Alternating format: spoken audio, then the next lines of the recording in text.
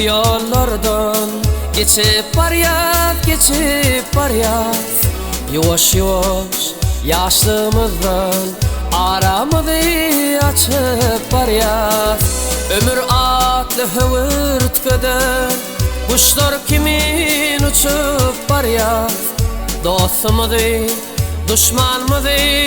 kim tanıp seçip baryat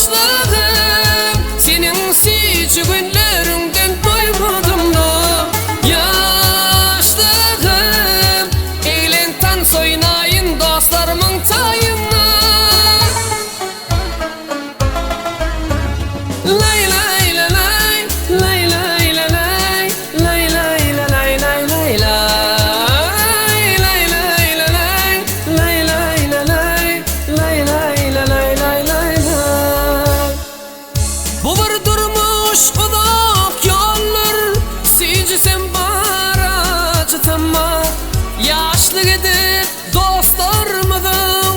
Gönüllerini belki değiller Bir fırsatlık yaşlımızı Saklap olsa saklayın da Doymadım lan yaşlığımdan Gitmesene saklansana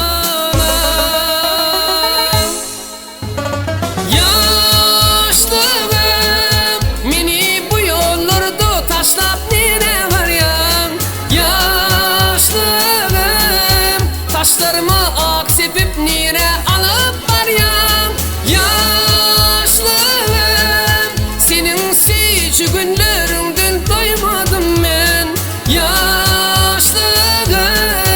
Eğlen tan soynayın dostlarımın tayını